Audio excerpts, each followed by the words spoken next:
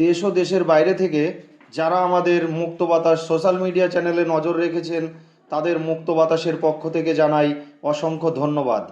আপনারা আমাদের চ্যানেলে নজর রাখুন, আমরা নজর রাখবো আপনাদের পরিবেশ পরিষ্কার পরিচ্ছন্নতার দিকে। চলুন আর কথা না বাড়িয়ে আমরা লেগে পড়ি আজকের রুটিন অনুযায়ী কাজে।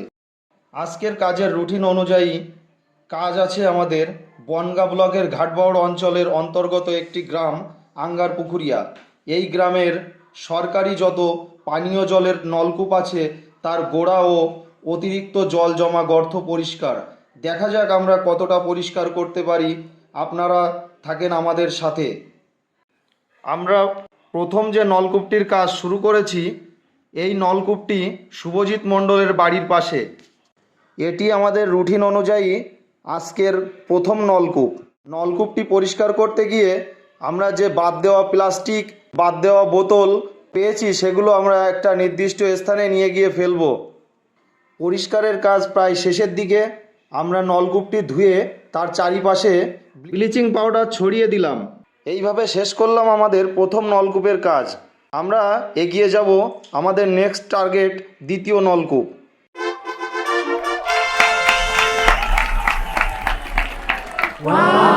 আমরা চলে যাচ্ছি পায়ে হেঁটে সুটিয়া রোড ধরে দ্বিতীয় নলকূপের দিকে। আমরা পৌঁছে গেছি আমাদের রুটিনের দ্বিতীয় নলকূপ। দ্বিতীয় নলকূপটি হলো সাধন মণ্ডলের বাড়ির পাশে। আমরা পৌঁছে সেখানে শুরু করলাম নলকূপ পরিষ্কারের কাজ। এই নলকূপটি আমরা ভালো করে ঘষে পরিষ্কার করে নিয়ে তারপর জল দিয়ে ধুয়ে দিলাম, এবং যে নোংরাগুলো আমরা সাইড থেকে পরিষ্কার করেছিলাম সেইগুলো বস্তা ভরে একটা নির্দিষ্ট স্থানে ফেলে দেব। দ্বিতীয় কলটি পরিষ্কার প্রায় আমাদের শেষের দিকে। আপনারা হয়তো অল্প সময়ে দেখছেন, কিন্তু আমাদের কলটি পরিষ্কার করতে প্রায় আধা ঘন্টা সময় লেগেছে। এখন ব্লিচিং পাউডার দেওয়ার পালা। আমাদের মুক্ত বাতাসের কর্মী ব্লিচিং পাউডার দিচ্ছে। আমরা ব্লিচিং পাউডার দেওয়া শেষ করে চলে যাব আমাদের গন্তব্যস্থল তৃতীয় নম্বর কলে। ওয়াও! মুক্ত বাতাসের টিম ছুটে চলেছে পূর্ণ উদ্যমে।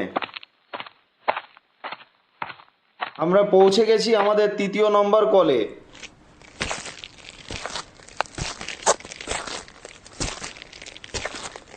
কলের সামনে যে প্রদর্শন ফলকটি লাগানো ছিল সেটি আমাদের মুক্ত বাতাসের কর্মীরা প্রথমে পরিষ্কার করলো।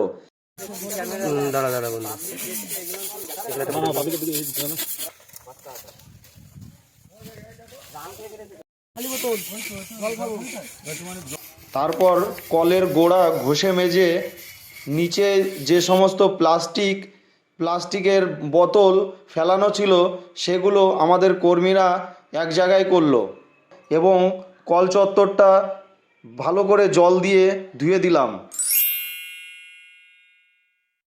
প্রত্যেকটি কলের মতো এই কলটিতেও ভালোভাবে ব্লিচিং পাউডার চারিদিকে ছড়িয়ে দেওয়া হলো।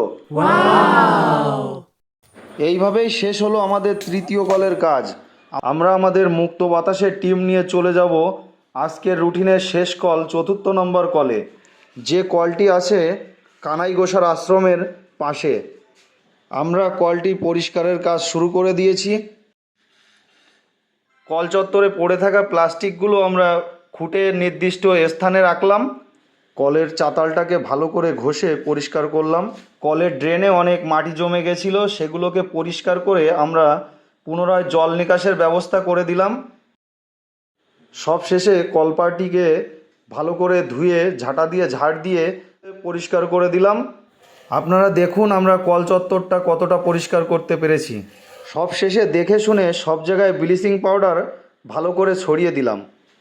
এটি ছিল আমাদের শেষ কল, তাই আমরা বাড়ি চলে যাচ্ছি। আপনারা ভালো থাকবেন, সুস্থ থাকবেন।